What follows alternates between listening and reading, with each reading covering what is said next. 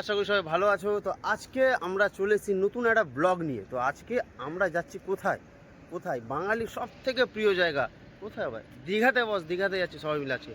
তো তোমরা রাইডটা দেখো, মজা নাও, মস্তি নাও, আর চলো ভিডিওটা করি স্টার্ট।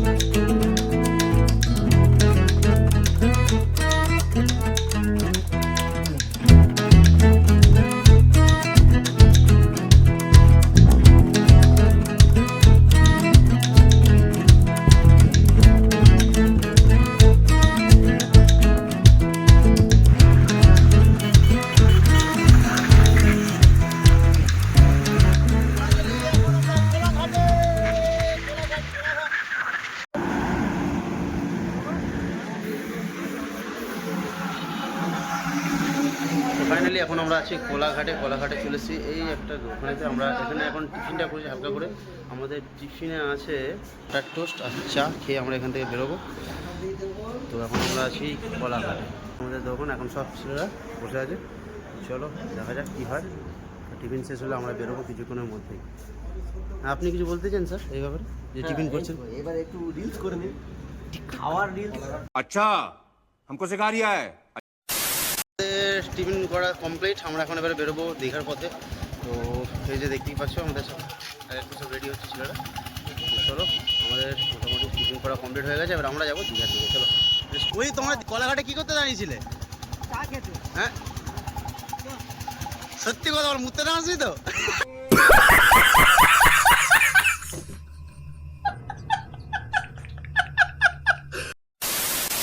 দীঘাতে যাওয়ার পথে এই সুন্দর মন্দিরটা আমরা দেখতে পাই। এটা হলো নাচিন্দা মন্দির। দীঘাতে যাওয়ার পথে এটা পড়ে। মন্দিরটা খুবই সুন্দর। তো আমাদের তো যখন বেরোয় আমরা কোনো পুজো দিতে পারিনি, তো যা সেই জন্য একটু দাঁড়ালাম যদি পুজো বা কোনো রকম কিছু দেওয়া যায়। তো এই হলো সেই নাচিন্দা মন্দির।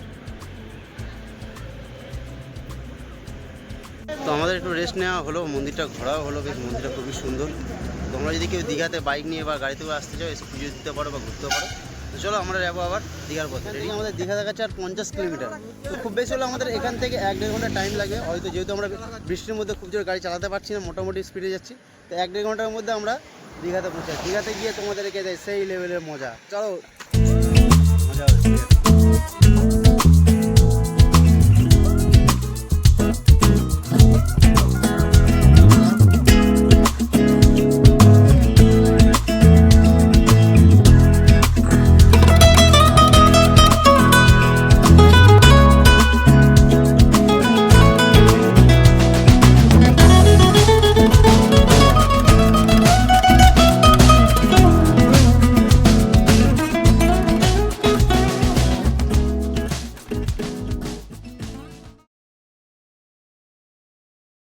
এখন বাজে 10টা।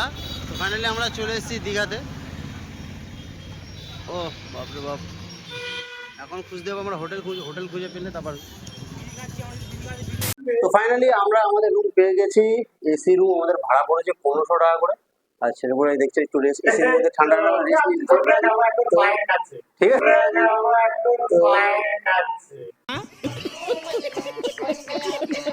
তো আমাদের যে হোটেলটা ছিল ঠিক এই যে অঞ্জলি বা পুষ্পাঞ্জলি।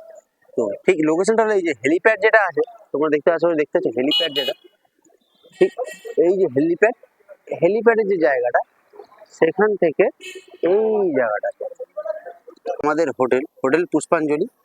তো সবাই এখন রাস্তার দিকে আমরা বেরোচ্ছি, এই যাবো বিচের দিকে। তো বিচটা তোমাদেরকে সামনে গিয়ে একটু ঘুরিয়ে দেখিয়ে দেবো বিচটা কেমন বাকি। তো চলো আমরা এখন আছি বিচের দিকে।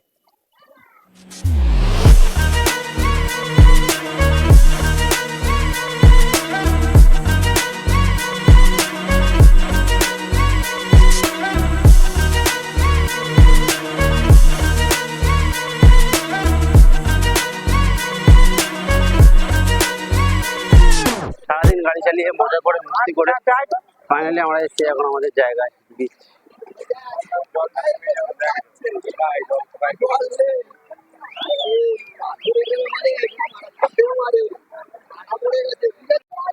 তোমরা পুরীতে গেলে যে ধরনের হর্স রাইডিং পেয়ে যাও, এখানে কিন্তু সেম টাইপসের হর্স রাইডিং তোমরা এখানে পেয়ে যাবে। এই যে ঘোড়াগুলো দেখছো এগুলো রেন্টে পাওয়া যায়, তো তোমার মনে এই ঘোড়াগুলো তোমরা রেন্ট নিয়ে রাইডিং করতে পারো। আর দেখতে পাচ্ছ তো ভিউটা কি লেভেলের লাগছে, সেই লেভেলে।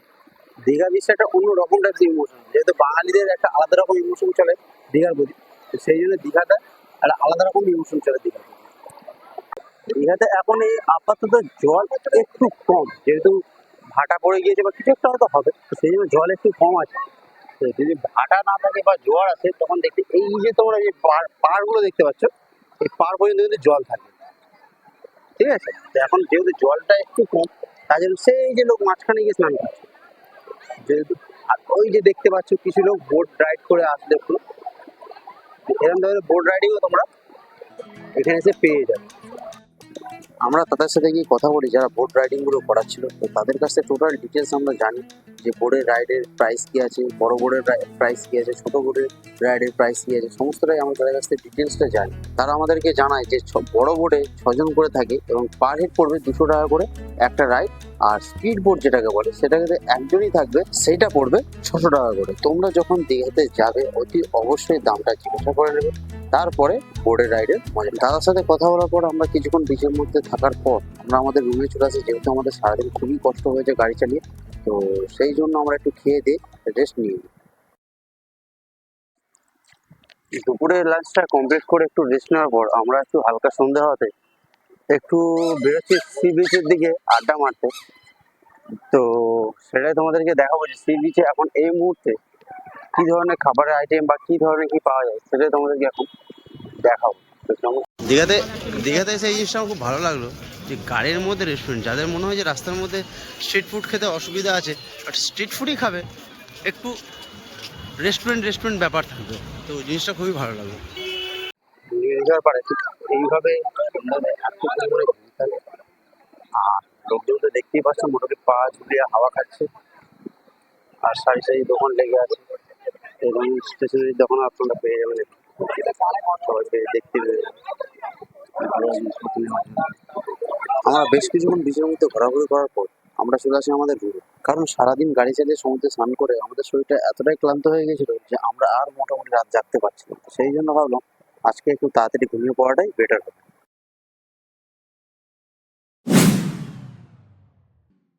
আমাদের বাবু Radhe Radhe. Good morning guys, তো ফাইনালি আমরা এখন বেরোবো মোহনার দিকে ঘুরতে। তো সব দেখতে এক এক করে সব রেডি হয়ে যাচ্ছে, সব রেডি হয়ে গেছে। তো আমরা এখন যাবো মোহনা, আরো যে সাইট সিন গুলো আছে দীঘাতে সেই সমস্ত জায়গাগুলো ঘুরবো, তো তোমাদেরকে টোটালটা দেখিয়ে দেবো। চলো এখন আমরা যাচ্ছি মোহনার বিচের দিকে, তো তোমাদেরকে সমস্তটা দেখাবো আর তোমরা আমাদের সাথে দেখতে থাকো। তোমরা সবাই নর্মালি যারা আসো ট্রেনে বাসে আসো তারা টোটোয় করে ঘোরো, আর আমরা ঘুরছি স্কুটিতে করে, তো তোমাদেরকে টোটালটা দেখিয়ে দেবো। তো চলো মোহনার বিচ ভিউটা তোমাদের কেমন লাগে সেটা তোমাদের সমস্তটা দেখাবো। চলো মোহনার দিকে। তো এই সেই বিখ্যাত দীঘার গেট, যেই গেটেতে মোটামুটি সকলা দীঘা আসে ফটো তোলা চাই বা ভিডিও করা চাই, তো সেই গেট হলো এই দীঘার এই যে গেট। আর এই যেটা গেটটা আসে মানে একটা আলাদা রকম ইমোশন। তো যেহেতু তোমরা দেখতে, আমি শুধু নয় আমার সাথে আমাদের বন্ধু বান্ধব আছে তা নয়, এই দিকে তোমাদেরকে দেখিয়ে দেবো ঠিক আমার এই সাইডে এই যে এনারাও এক্ষুনি সবাই বাইক নিয়ে এসে দাঁড়িয়েছে, তো এনারাও মোটামুটি রাইড করে এসে দীঘার গেটের সামনে ফটো তুলছে। তো এই জায়গাটা একটা আলাদা রকমই ইমোশন বলতে পারো। তো আমরা এখন একটু এখানে কিছু ফটোশ্যুট করবো, ফটোশ্যুট করা হয়ে গেলে এবার আমরা চলে যাবো আমাদের মেন টপিক যে জায়গা মোহনার দিকে। I feel like I'm losing my mind. Is everybody in the world blind? Please Lord give me a sign, a sign. I feel like I'm losing my mind. Is everybody in the world blind? Please Lord give me a sign, a sign. তো মোহনাতে এসে এখন আমাদের চলছে টিফিনে আছে ঘুগনি মুড়ি আর chop, সঙ্গে আমাদের অমলেটও আছে, অমলেট আসছে, আমাদের টিফিন চলছে। খাবার কেমন খেতে চলবে? আমাদের রিভিউ দেখতে পাচ্ছি খাবারটা খারাপ না ভালো। আমরা এই যে দাদা দোকান বা ওই যে বৌদি আছে ওনার দোকান থেকে আমরা খাবারটা খাই, তো ভালো খাবার বলছে মোটামুটি চলার মতো ভালো। নিচেতে এরকম ভালো খাবার পাওয়াটাই অনেক। তো দীঘার মোহনাতে এসে সকালবেলা টিফিন করার জন্য খুব ভালো ভালো খাবার পাওয়া যায়। তো আমরা রেগুলার মতো আজকে ট্রাই করলাম ওখানকার ঘুগিনের মনে। খুব আহামরি যে খুব সুন্দর বা খুব হাইফাই লেভেলের টেস্ট তা টেস্ট ওয়াইজ খারাপ না, ভালো। রিজনেবল প্রাইসে যদি খাবার খেতে চাও তো পেয়ে যাবে, অসুবিধার কিছু নেই। যেটা অন্যান্য রাজ্যে বা অন্যান্য জায়গায় গেলে যেটা হিউজ পরিমাণ দাম থাকে সেটার নাম কোনো কিছু। আমরা যেটা ট্রাই করেছি এখানকার ঘুগনি মুড়িটা, আর একটা করে অমলেট ট্রাই করে। অমলেটটা এসছে, আমরা কেউ খাইনি, অমলেটটা খেয়ে তোমাদেরকে রিভিউ দেবো কেমন কী বানায়। ফুডিং ফুড চ্যানেল নয়, বাট এই এলাকায় কী ধরনের খাবার বা কী পাওয়া যায় রিজনেবল প্রাইসে, কম বাজেটের মধ্যে, সেটাকে আপনাদের চোখের সামনে তুলে দেওয়া আমার দায়িত্ব, যাতে কম খরচে আপনারা দীঘা, পুরী, অন্যান্য জায়গায় ঘুরতে পারো। অনেকে মনে করে যে এইসব জায়গাতে অনেক টাকা খরচা যায়, কম খরচে এইসব জায়গায় ঘোরা যায়। তো তোমরা দেখতে থাকো। কেমন খেতে, টিফিন কেমন? খুব ভালো না খুব খারাপ? চলার মতো। আপনার কি টিফিন কেমন? বাসি টিফিন।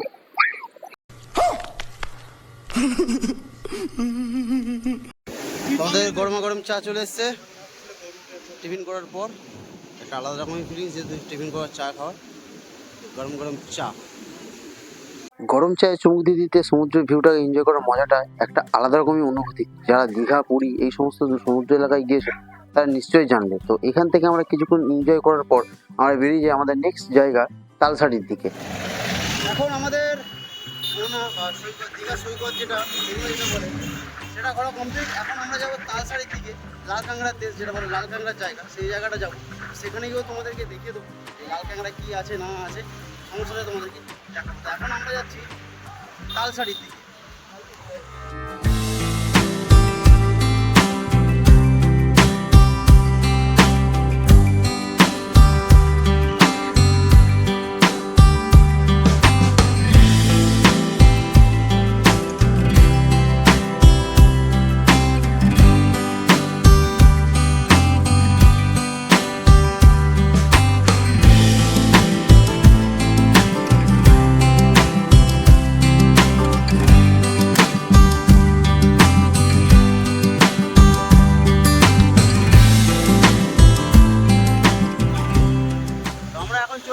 তালসাড়িতে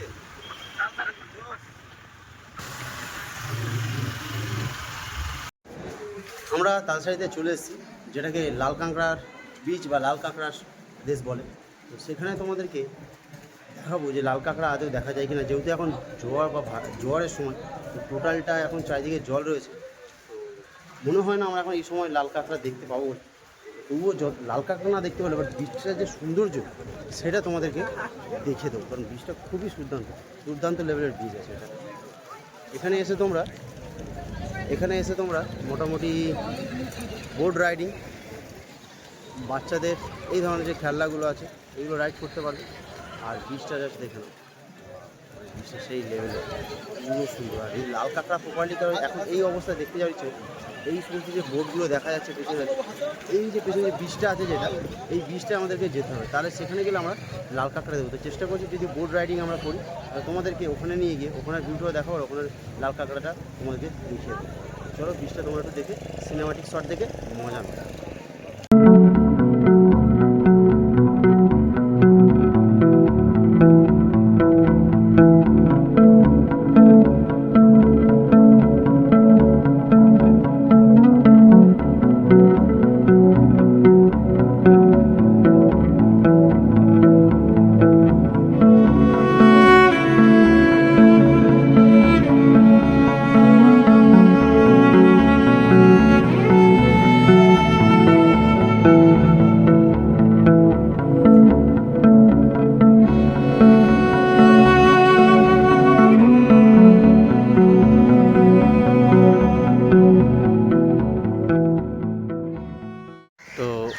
এখন আমরা আছি তালসাড়ি বিচে।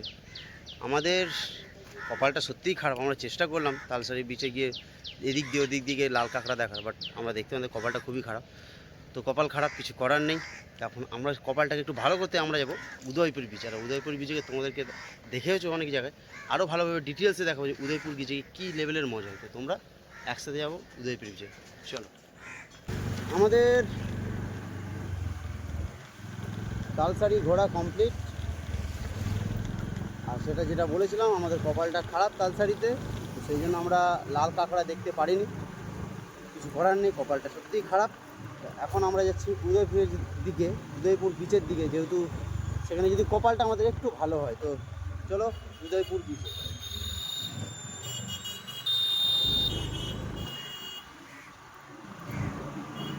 আমরা এখন যাচ্ছি উদয়পুর বিচের দিকে।